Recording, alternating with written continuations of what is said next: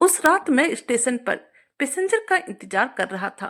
ठंड का मौसम था और रात के 2 बज रहे थे कि अचानक से एक खूबसूरत औरत मेरे ऑटो के पास आई और मुझे होटल चलने के लिए कहा। लेकिन मैं उसे होटल न ले जाकर अपने घर ले आया। वह इतनी खूबसूरत थी। मैंने उस रात उसकी जिंदगी बर्बाद कर दी। मैंने उसके जिस्म के साथ अपने हवस मिटाए, लेकिन उसके बाद मेरे साथ जो हुआ मैं भूल ही नहीं पाया। अब मैं ना ही सो पाता हूँ और ना ही चैन से रह पाता हूँ, क्योंकि वह औरत उस रात। मेरा नाम आलोक है और मेरी उम्र 28 साल हो रही है, लेकिन अभी तक मेरी शादी नहीं हुई है। मुझ में एक बहुत बड़ी कमजोरी है और वह कमजोरी औरत है। मैं जब से जवान हुआ था, तब से खूबसूरत औरत को देखते ही मेरा दिल जोर जोर से धड़कने लगता था और कुछ कुछ अजीब सा होने लगता था। उसे पाने की हसरत मेरे अंदर इस कदर बढ़ जाती थी, मैं खुद पर काबू खो बैठता था। और शायद इसी कमजोरी के कारण मैं ठीक से पढ़ाई न कर पाया और ना ही कोई सरकारी जॉब निकाल पाया। बहुत साल तक ट्राई करने के बाद भी मुझे जब जॉब नहीं मिली, तब मैंने एक ऑटो खरीद लिया और उस ऑटो को चलाने लगा। मेरे घर पर तो सारे लोग अच्छे पद पर नौकरी करते थे। मेरे पापा टीचर थे और मेरी माँ एक डॉक्टर थी। वह लोग नहीं चाहते थे कि मैं एक ऑटो चालक बनूं, लेकिन मैं क्या करता, सरकारी जॉब की नौकरी मुझे मिली नहीं। और अगर प्राइवेट जॉब करता तो बहुत कम सैलरी मिलती, जिससे कि मेरा गुजारा हो ही नहीं पाता। शायद मेरी हरकतें ही ऐसी थी, मुझे अच्छी नौकरी मिल ही नहीं पाई थी। इसलिए मैंने लोन लेकर एक ऑटो खरीद लिया और एक ऑटो ड्राइवर बन गया था। मेरी उम्र दिन पर दिन बढ़ती ही जा रही थी और अब मैं 28 साल का हो गया था। मेरे माँ पापा मेरी शादी के लिए लड़की ढूंढना स्टार्ट कर चुके थे। माँ तो हमेशा यही कहती थी, अब मैं जल्द से जल्द तुम्हारी शादी करके ही रहूंगी, क्योंकि अब तुम्हारी शादी की उम्र निकलती ही जा रही है। मैंने कहा कि माँ, मैं ऑटो चलाता हूँ, कोई अच्छी घर की लड़की मुझसे शादी नहीं करेगी, मैं यूं ही कुंवारा ठीक हूँ। तभी मेरी माँ ने कहा, हमारे गांव में एक लड़की है जो बहुत ही अच्छी है, मैं उसकी माँ से बात करती हूँ, शायद बात बन जाए। इस बार मैं कुछ ना बोला। फिर 4 दिनों के बाद ही मेरी माँ ने कहा, लड़की वाले मान गए हैं और हमें लड़की देखने बुलाया है। अभी हम लोगों को शादी में जाना है, इसलिए जब हम लोग 5 दिन के बाद शादी पर से आएंगे, तब उसके बाद उस लड़की को देखने के लिए चलेंगे। इसलिए चलो, अब हम लोगों को स्टेशन छोड़ दो। मैं अब भी चुप था। फिर मैं अपने माँ पापा को स्टेशन छोड़ने के लिए निकल गया था। वह 5 दिनों के लिए कई रिश्तेदारी के घर शादी पर जा रहे थे। मैंने उन्हें स्टेशन पहुंचा दिया था। अब रात को 2 बज रहे थे। मैंने सोचा घर पर कोई नहीं है, स्टेशन पर ही इंतजार कर लेता हूँ। अभी रात हो गई है और शायद कोई ट्रेन आए और सवारी मिल जाए, कुछ ज्यादा कमाई हो जाएगी। रात को ऑटो चलाने का फायदा यह होता था, ट्रैफिक भी नहीं मिलती थी और किराया भी ज्यादा वसूल करता था। इसलिए कई बार मैं रात में ही काम करने निकल जाता था। मैं वहीं स्टेशन पर गाड़ी लगाकर उसमें बैठ गया और पैसेंजर का इंतजार करने लगा। ठंड का मौसम था। अचानक ही बैठे बैठे मेरी आंखें लग गई और कब नींद आई मुझे पता ही नहीं चला। फिर अचानक एक औरत की आवाज से मेरी आंखें खुल गई। मैं इधर उधर देखा तो मुझे कोई ऑटो वाला नजर नहीं आया। सब अपनी अपनी सवारी लेकर जा चुके थे। शायद उसी वक्त कोई ट्रेन आई हुई थी और मैं ही वहां इकलौता बैठा हुआ था, क्योंकि शायद मैं सो गया था। उस औरत ने मुझे फिर आवाज दिया। इस पर मैंने उस औरत को गौर से देखा तो वह मुझे कहने लगी, चलोगे क्या? उस औरत के हुस्न को देखकर मेरी नजर तो बस उसी पर टिक गई। मेरे मुंह से कुछ आवाज ही नहीं निकल रहा था। मन ही मन कहने लगा, कोई और रहता तो बहाना बना देता, लेकिन तुम जहां कहोगी मैं चलने के लिए तैयार हूँ जाने मन। मैंने कहा, हाँ हाँ मैडम, मैं चलूंगा। आपको कहाँ जाना है? बाहर बहुत ठंड पड़ रही थी। इस बार वह ऑटो के अंदर आकर बैठ गई थी।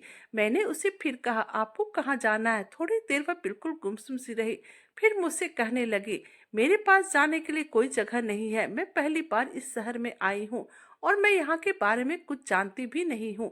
मैंने हैरानी से उस औरत को देखा। 2:30 बज रहे थे और एक अकेली औरत जो कि इतनी खूबसूरत थी, वह इतनी रात स्टेशन में अकेले पता नहीं क्या कर रही थी। ऐसी हसीन औरत को देखकर तो किसी का भी नियत खराब हो जाए। मैंने कहा, मैडम, यूं इतनी रात को आप जैसी हसीन औरत का इस तरह रास्ते में घूमना सही नहीं है। कोई तो ऐसा ठिकाना होगा जहां मैं आपको छोड़ सकता हूँ। थोड़ी देर चुप रही, फिर कहा, मुझे किसी होटल में लेकर चलो। उसकी बात सुनकर मैं यही सोचने लगा, इतनी हसीन औरत रात में होटल में रुकना चाहती है। मैं उसे लेकर चलने लगा, पर उसे देखते ही ना जाने क्यों मेरी नीयत खराब होने लगी थी। मैं मौका पर चौका मारना चाहता था। मैं 28 साल का हो चुका था और अब औरतों से दूर था, लेकिन इस औरत को देखकर जाने क्यों मुझसे रहा नहीं जा रहा था। मैं खुद पर से बेकाबू होने लगा था। वैसे भी आज मेरे घर पर कोई नहीं था और यह औरत भी कहीं बाहर से आई थी। इस शहर में उसका कोई नहीं था। मेरे मन में उस वक्त पाप भर गया था। सोच विचार करने की शक्ति खत्म हो चुकी थी। मेरी नजर बस उस औरत को देखे जा रहा था जो अकेले परेशान नजर आ रही थी और अकेले होने की वजह से होटल में रुकना चाहती थी। मैं इधर उधर उसे लेकर घुमाने लगा था और उससे पूछने लगा, क्या सच में आपको इस शहर में कोई भी नहीं है जहां मैं आपको छोड़ सकता हूं? और आप इस शहर में और इतनी रात में स्टेशन पे क्या कर रही थी और कहां से आई थी? मैंने उनसे कई सवाल किया, लेकिन उसने मेरे सवालों पर चुप्पी साध ली। फिर भी मैं खामोशी से ड्राइव करने लगा था। इस वक्त रास्ता बिल्कुल सुनसान था और सड़क पर बहुत ही कम ट्रैफिक भी थी।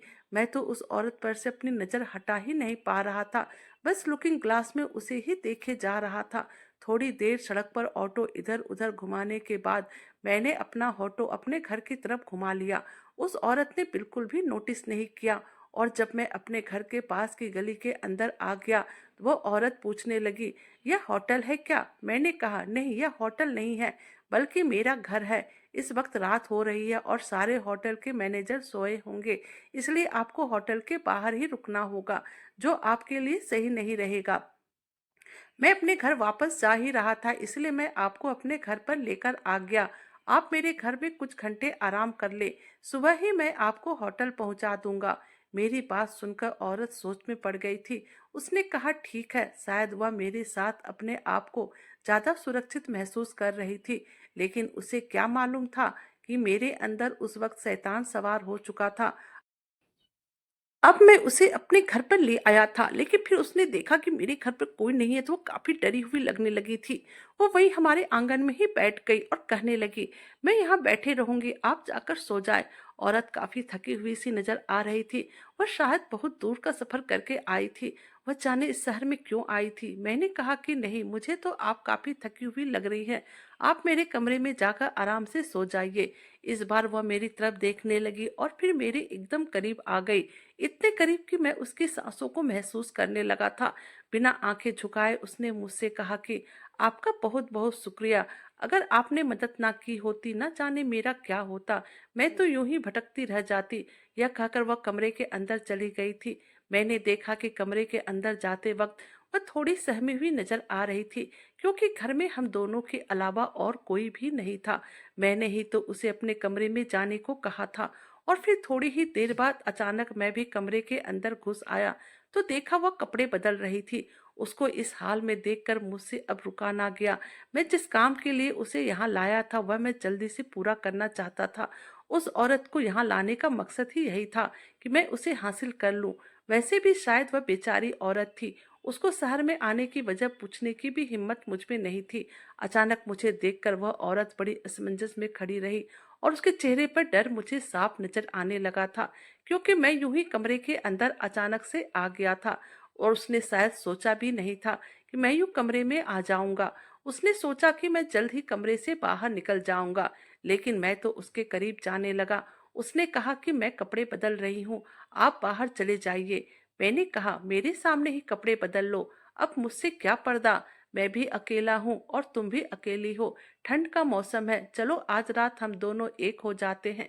मेरे मुंह से यह सुनते ही वह डर के मारे थर थर कांपने लगी और हकलाते हुए कहने लगी, मुझसे दूर ही रहो, मेरे बिल्कुल करीब मत आओ। पर मैं कहाँ सुनने वाला था, मैं तो अपने में था ही नहीं।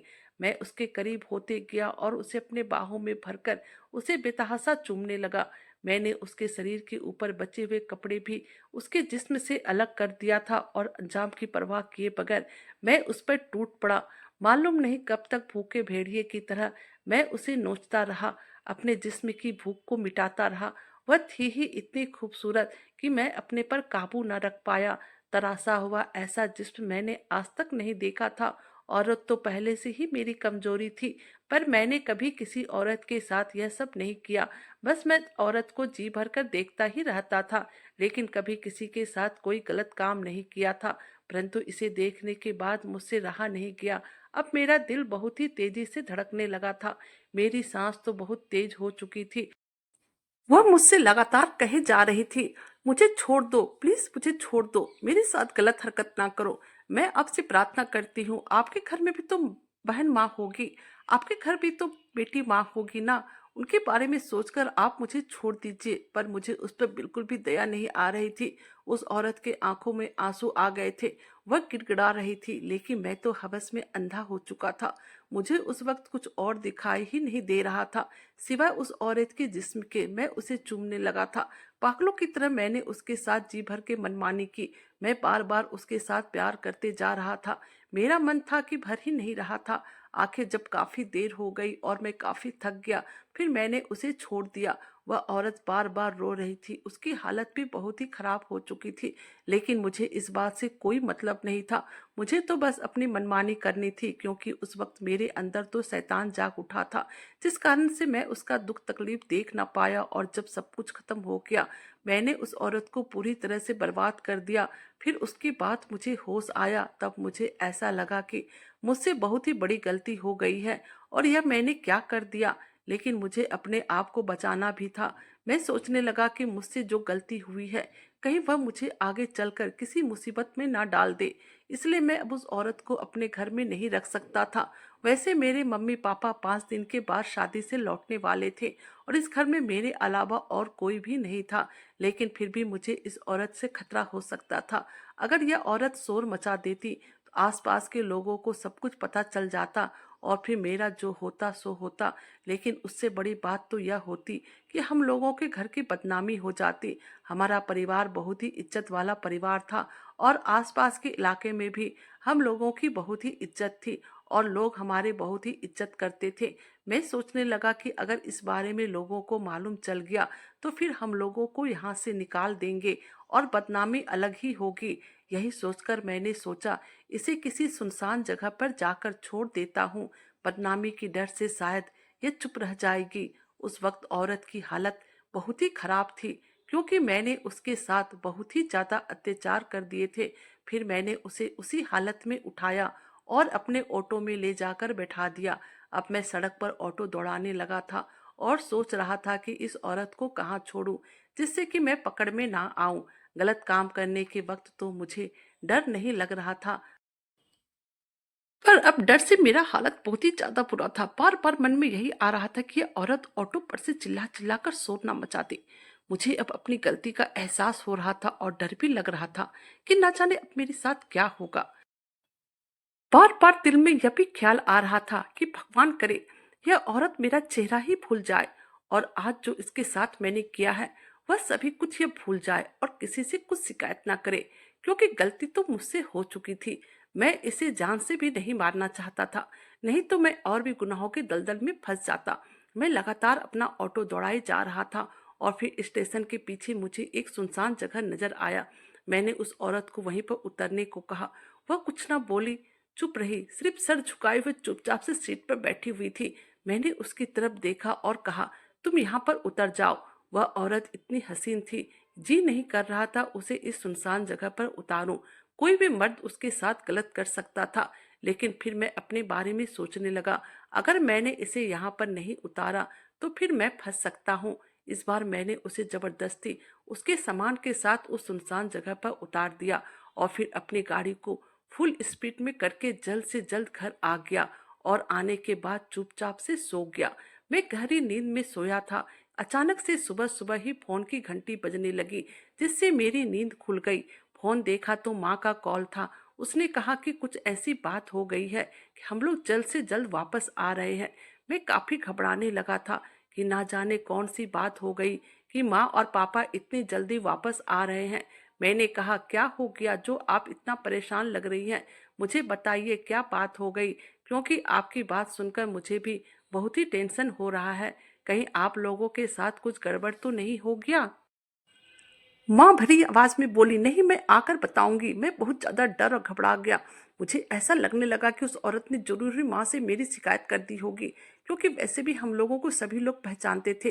इसलिए मेरी माँ के पास पहुंचना उस औरत के लिए कोई बड़ी बात नहीं थी।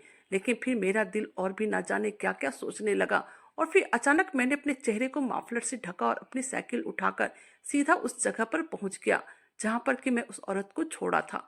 वहां जाकर देखा तो उस औरत का कोई नामो निशान नहीं था। मैं काफी घबराने लगा था और सोचने लगा, न जाने वह औरत कहाँ गई होगी। कहीं कोई उसे फिर से मेरी तरह गलत काम करने के लिए अपने घर पर तो लेकर नहीं चला गया। मैंने कितनी बड़ी गलती कर दी थी। मुझे उस औरत के साथ बिल्कुल भी गलत काम नहीं करना चाहिए था। बेचारी कितना भरोसा करके मेरे ऑटो पर बैठी थी। वह तो होटल जाना चाहती थी, लेकिन मैंने उसके साथ जबरदस्ती करके उसकी जिंदगी ही बर्बाद कर दी। यह मैंने क्या कांड कर दिया। अगर थोड़ा सा खुद पर कंट्रोल कर लेता तो कल रात यह हादसा ना होता।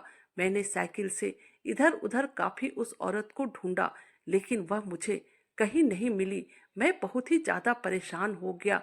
अब मेरा जमीर अंदर ही अंदर मुझे धिक्कारने लगा। मुझे अपने आप पर बहुत ही ज्यादा गुस्सा आ रहा था कि ना जाने मुझे रात में क्या हो गया था, जो कि मैं उस औरत के साथ यह सब किया। आखिर मैंने यह क्यों किया। अपने मन को शांत करने के लिए मैंने एक औरत की जिंदगी बर्बाद कर दी थी। मुझसे बहुत ही बड़ी गलती हो गई थी। शायद ही भगवान मुझे इस गुनाह के लिए माफ करेंगे। बेचारी कितनी मासूम और कितनी खूबसूरत थी। मैंने उसकी मासूमियत को अपनी हवस की पूर्ति के लिए रौंद दिया था। वह मुझसे कितना गुहार लगा रही थी। अगर मेरी दीदी के साथ ऐसा कोई करता तो क्या होता। अब मेरे कानों में उस औरत के गिड़गिड़ाने की आवाज साफ सुनाई दे रही थी। लगातार मेरे कानों में उसकी आवाज गूंज रही थी। उस आवाज में कितना दर्द था। मैं दिन भर घर पर बहुत ही परेशान था। शाम को मेरे माँ पापा दोनों घर आ गए। माँ को देखकर मेरा दिल जोर जोर से डर के मारे धड़कने लगा था। मैं यही सोचने लगा कि माँ को जरूर ही सच्चाई पता चल चुका होगा।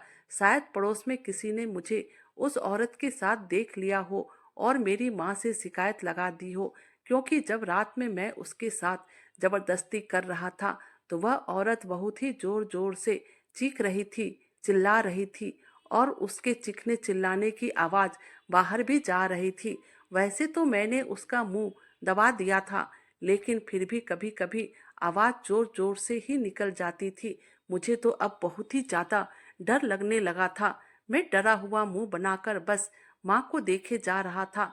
तो मुझे देखकर माँ कहने लगी, क्या बात है, तुम इतना परेशान क्यों लग रहे हो। मैं क्या कहता। मैंने कहा, मेरी तबीयत ठीक नहीं है। फिर माँ बोली, क्या हुआ, तुम्हें एक रात में ही तुम्हारा चेहरा इस तरह से उतरा हुआ क्यों लग रहा है। क्या परेशानी है, तुम मुझे बताओ। मैंने कहा, नहीं माँ, और कोई बात नहीं है, बस तबीयत ठीक नहीं लग रही है। फिर मैंने माँ को कहा, आप लोग इतनी जल्दी क्यों आ गए। माँ कहने लगी, बेटा मैंने तुम्हारी शादी तय कर दी है और कुछ ही दिनों में तुम्हारी शादी है। माँ के मुंह से यह सुनते ही मेरे पैरों तले जमीन निकल गई। मैंने कहा, माँ इतनी जल्दी आखिर क्यों, और कौन लड़की है जिसे कि आपने मेरे लिए पसंद किया है। माँ बोली, वह सब तुम मेरे ऊपर छोड़ दो और अब तुम मुझसे कोई भी सवाल जवाब मत करो। मुझे अब जल्द से जल्द तुम्हारी शादी करनी है और आज से ही शादी की तैयारियां स्टार्ट कर देती हूँ, क्योंकि तुम्हारी शादी हो जाना ही सही रहेगा। मेरी माँ की बातों से मुझे ऐसा लगने लगा जैसे कि उन्हें मुझ पर शक हो गया है। तभी तो वह जल्द से जल्द मेरी शादी करने के बारे में सोच रही है। घर में शादी की तैयारियां होने लगी और इन तैयारियों को देखकर मन में आ रहा था कि मैं माँ को सभी बातें सच सच बता दूं कि मैंने कौन सा कांड किया है। लेकिन मुझ में हिम्मत ना हुई और मैं बिल्कुल ही चुप रहा। और देखते ही देखते एक सप्ताह के बाद मेरी शादी का दिन आ गया। मैं ना ही उस लड़की की तस्वीर देखी और ना ही उस लड़की से फोन पर बात की, जिससे कि माँ ने मेरी शादी तय कर दी थी। माँ ने भी मुझे उस लड़की की तस्वीर ना दिखाई। बस मुझे लड़की का नाम पता था। उस लड़की का नाम आलिया था। माँ ने बताया कि उनके जान पहचान की ही कोई लड़की है और वह लोग भी जल्दीबाजी में ही शादी करना चाहते हैं। मैं बस माँ की हर बात को माने जा रहा था और उनसे कोई भी सवाल जवाब नहीं कर रहा था। लेकिन मुझे बार बार उस स्टेशन वाली औरत की याद आ रही थी। उसका चेहरा मेरा सामने से हट ही नहीं रहा था और मैंने जो गुनाह किया था वह भी मुझे बार बार याद आ रहा था। मैं आंखें बंद करता तो बस मुझे वही औरत दिखाई देती थी। समझ में नहीं आ रहा था कि मैं क्या करूं, कैसे उस औरत को ढूंढूं, आखिर वह कहाँ चली गई। मैं बार बार यह भी सोचने लगा, मुझे उस औरत के साथ गलत काम नहीं करना चाहिए था, बल्कि सीधा उसे कहना चाहिए था कि मैं उससे शादी करना चाहता हूँ और अपना पत्नी बनाना चाहता हूँ। लेकिन मैंने सीधा रास्ता ना अपनाकर गलत रास्ते को अपनाया, और जिस कारण से मेरी अंतर आत्मा मुझे लगातार धिक्कार रही थी। मैं उस औरत को ढूंढना चाहता था, इसलिए मैं आजकल ज्यादा ऑटो चलाने लगा था। हर जगह मैं जाता और उस औरत को ढूंढने की कोशिश करता था, लेकिन वह औरत मुझे कहीं पर भी नजर नहीं आई। मुझे लगा शायद वह शहर छोड़कर वापस अपने घर चली गई हो। मैं हर वक्त ऊपर वाले से यही दुआ करता था, वह औरत मुझे मिल जाए और मैं उससे ही शादी करूं। मैं उससे माफी मांगना चाहता था। मैंने एक औरत की जिंदगी बर्बाद की थी और अब मैं शादी करके दूसरी औरत की जिंदगी बर्बाद करने जा रहा था, और इस बात की इजाजत मुझे मेरा दिल नहीं दे रहा था। मुझे तो उस औरत का नाम पता ठिकाना कुछ भी नहीं पता था। आखिर मैं उसे ढूंढना भी तो कहाँ ढूंढता। मैंने उस औरत को जहां पर छोड़ा था उस जगह के सारे होटल, आसपास के और भी जगह को मैंने अच्छे से तलाश कर लिया था, लेकिन वह मुझे कहीं नहीं मिली। और फिर अब मेरी शादी का दिन भी आ गया और आज बारात लेकर निकला था। काफी दूर का सफर था। हम बस से शादी की जगह पर पहुंच चुके थे। पंडित जी ने मंत्र पढ़ा, फिर लड़की का कन्यादान होने के बाद मैंने उसकी मांग में सिंदूर भर दिया। उस लड़की ने लंबा सा घूंघट कर रखा था। मैंने उसकी शक्ल नहीं देखी थी। यह गांव की लड़की थी। मैं सोचने लगा, क्या मैं इसे कभी प्यार कर पाऊंगा। असल में मैं कहीं ना कहीं मैंने उस स्टेशन वाली औरत को अपना दिल दे दिया था, क्योंकि मुझे अब सिर्फ वही दिखाई देती थी। उसके अलावा मैं किसी लड़की की तरफ देखना भी नहीं चाहता था। लेकिन माँ के कहने पर और डर के कारण मैंने शादी किया था। फिलहाल शादी हो जाने के बाद मैं दुल्हन को विदा करके घर ले आया और अपने सुहागरात के कमरे में पहुंच गया था। मेरा दिल बैठा हुआ था, मन बहुत ही उदास था। मैं जैसे ही कमरे में गया तो मैंने देखा कि वह लड़की अभी भी घूंघट ओढ़ बेड पे बैठी हुई थी। अब मैं उसके बहुत ही करीब चला गया और बिना घूंघट उठाए ही उसे कहा, देखो, मैं तुम्हें अपनी पत्नी का दर्जा नहीं दे सकता हूँ, क्योंकि मैं बहुत ही बुरा इंसान हूँ। मुझसे बहुत ही बड़ा पाप हुआ है। मैंने एक लड़की के साथ गलत काम किया है और उसका पछतावा मुझे अब जीने नहीं दे रहा है। मुझसे बहुत ही बड़ी भूल हो गई है। मैंने उस लड़की को ढूंढने की बहुत कोशिश की, लेकिन वह मुझे नहीं मिली, क्योंकि मैं उसके पैर पकड़कर उससे माफी मांगना चाहता हूँ। उससे शादी करके उसे अपनी पत्नी बनाना चाहता था, पर मेरी माँ को शायद मेरे गलत कर्मों का भनक लग चुका है, इसलिए उसने मेरी शादी जल्दीबाजी में तुम्हारे साथ करवा दिया। नहीं, मैं तुम्हें कभी भी अपना दिल नहीं दे पाऊंगा और ना ही मैं तुमसे कभी प्यार कर पाऊंगा। मुझे माफ कर देना। यह कहकर मैं जल्दी उस कमरे से बाहर निकलने लगा। तभी उस लड़की मेरा हाथ पकड़ लिया। मैंने पलटकर उसकी तरफ देखा तो उसके हाथों में चाकू था, जो कि अब जमीन पर गिर चुका था। मैं तो बहुत ही हैरान हो चुका था और उससे पूछने लगा, यह सब क्या है। तो वह मुझे अपने पास बिठाकर कहने लगी, मैं वही औरत हूँ जिसकी तुमने उस रात इज्जत खराब की थी। मैंने जानबूझकर तुमसे शादी की ताकि तुम्हें सबक सिखा सकूं कि किसी औरत की इज्जत खराब करना कितना बड़ा पाप वाला काम है। फिर मैंने कहा, मुझे माफ कर दो, मुझसे उस रात बहुत बड़ी गलती हो गई है। मैं उस औरत के पैरों में गिरकर माफी मांगने लगा। मेरे आंखों में आंसू बहने लगे, लेकिन वह बोली, मैं तुम्हें कभी माफ नहीं कर सकती। तुमने मेरी जिंदगी बर्बाद कर दी। सिर्फ तुम्हारी माँ के कहने पर मैंने तुमसे शादी की है। तुमने तो उस रात अपनी हवस पूरी करके मुझे फिर से उस स्टेशन पर कूड़ा करकट की तरफ फेंक दिया। तुम तो वहां से चले आए, लेकिन मैं वहां पर यूं ही पड़ी रही। और फिर अचानक एक पुलिस वाली मैडम की नजर मुझ पर पड़ी। मैंने उसे अपने बारे में सभी कुछ बताया। वह मैडम मुझे पुलिस स्टेशन लेकर आई। फिर इंक्वायरी करके, तुम्हारे बारे में पता करके तुम्हारे माँ पापा को फोन लगाया। तुम्हारी माँ के बात उस मैडम से हुई। तुम्हारी माँ को तुम्हारी सारी करतूत पता है। तुम्हारी माँ ने मेरे आगे बहुत ही आंसू बहाए और तुमसे शादी करने के लिए कहा। मैं तो बिल्कुल भी तैयार नहीं थी, लेकिन मुझे तुमसे बदला लेना था। मैं तो तुम्हें जान से मार देना चाहती थी, और फिर मैंने प्लानिंग के तहत तुमसे शादी करने के लिए हाँ भरी।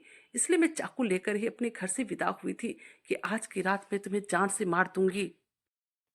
और तो और, शादी होने के पहले मैंने तुम्हारे खिलाफ कंप्लेंट भी पुलिस थाने में करा दिया है। लेकिन अब जब तुमने अपनी गुनाहों की माफी मांगी है, तुम्हें पछतावा हो रहा है, तो फिर मैं तुम्हें मारूंगी नहीं, ना ही तुम्हें माफ करूंगी, बल्कि तुम्हें अपने गुनाहों की सजा भुगतनी होगी। यह सुनकर मुझे बहुत ही जोरों का झटका लगा था। फिर सुबह होते ही पुलिस वाले आए और मुझे पकड़कर ले गए। मैंने भी अपना गुनाह कबूल कर लिया और आज भी खुशी खुशी अपनी सजा भुगत रहा हूँ। मेरे दिल में बहुत ही सुकून है कि मुझे उस पाप की सजा मिली, जो कि मुझे उस औरत के बाद चैन से जीने नहीं दे रही थी और ना ही सोने दे रही थी। दोस्तों, उस लड़की ने मेरे साथ जो किया बहुत ही अच्छा किया। उसकी जगह पर कोई और भी लड़की होती तो ऐसा ही करती। किसी भी लड़की की इज्जत बहुत ही कीमती होती है, जो कि मैं खराब कर चुका था। कहानी अच्छी लगी तो प्लीज़ चैनल को लाइक कीजिए, सब्सक्राइब कीजिए और शेयर कीजिए। Thank you.